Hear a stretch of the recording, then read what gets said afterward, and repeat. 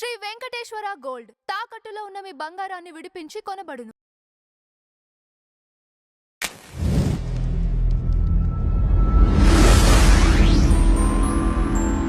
Sir మా ఇంటి బంగారంతో హిట్ కొట్టిన దర్శకురాలు నందిని రెడ్డి గారు పెళ్లి చేసుకోలేదు అనే వార్త బయట ఎక్కువగా వినిపిస్తుంది సార్. దీనికి కారణం ఏమై ఉంటుంది? అది ఒక వార్తగా మారటమే దుర్మార్గం. దుర్మార్గం అంటే ఇన్ ది సెన్స్ పెళ్లి అనేది పర్సనల్ వ్యవహారం. అది పూర్తిగా పెళ్లి చేసుకుంటారా చేసుకోరా అనేది వ్యక్తిగతమైన వ్యవహారం. దాంతో ప్రపంచానికి ఏ మాత్రము ప్రమేయం ఉండాల్సిన అవసరం లేదు.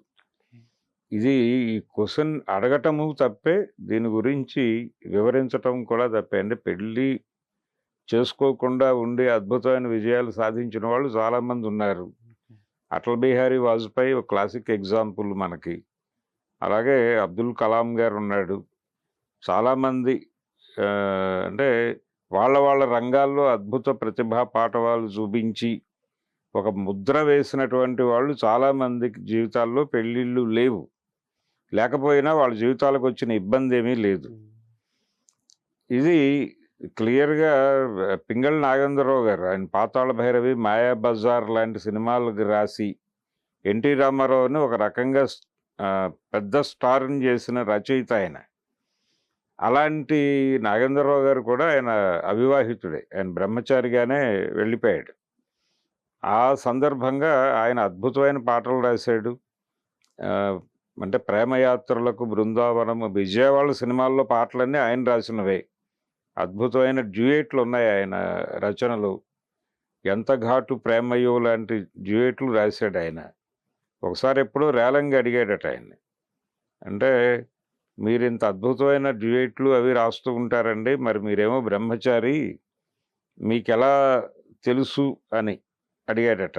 ఆ రొమాన్సు దాని మీద అద్భుతంగా రాస్తారు మీరు, మీకెలా అనుభవం అది అని అడిగాడట రేలంగి గారు. అడిగితే ఆయన చెప్పాట, నువ్వు నటించట్లేదు అలాగే అన్నట్టు ఆయన.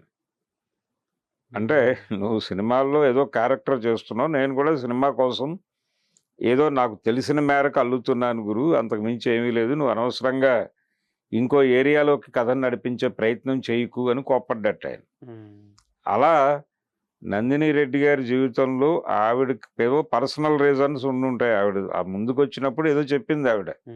తన ముందుకు ఆ ప్రశ్న వచ్చినప్పుడు ఆవిడ చెప్పిన సమాధానం ఏమిటి, కాలేజీ రోజుల్లో ఒక ప్రేమ వ్యవహారం ఉండేది, అది పెళ్లి దాకా వెళ్ళలేదు. ఆ తర్వాత జీవితంలో నేనున్నటువంటి హడావిడిలోను, ఆ ఫ్యామిలీ నాతో చూపిస్తున్నటువంటి ప్రేమలోను నాకు ఆ ఐడియా ఎప్పుడూ రాలేదు, అది నీడ్ అని కూడా నేను ఎప్పుడు ఫీల్ కాలేదు అని చెప్పింది ఆవిడ. అది నిజమే కావచ్చు. అది ఆవిడ ఆ ప్రేమని పొందుతోంది వాళ్ళ ఫ్యామిలీ నుంచి, అది హర్షించదగ్గ వ్యవహారమే. దాంతోపాటు ఆ నీడ్ నేను ఫీల్ కాలేదు అంది ఆవిడ. అంతకంటే గొప్ప మాట ఇంకోటి లేదు. సో ఆవిడకి ఆ జ్ఞానం ఉంది.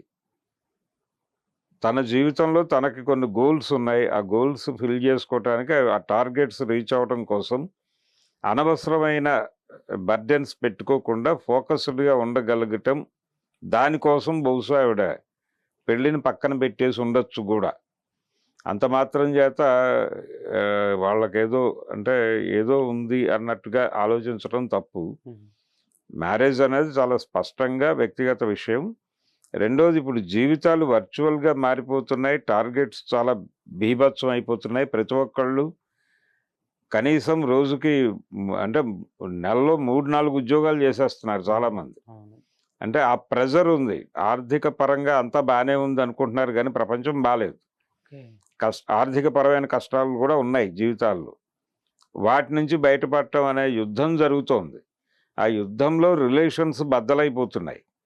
ఈ పరిస్థితుల్లో పెళ్ళి అనేది, అంటే జీవితమే వర్చువల్గా మారిపోయిన తర్వాత ఇప్పుడు అసలు పెళ్ళి అనే చర్చే అదొక నిరర్థకమైన వ్యవహారంగా మారిపోయింది.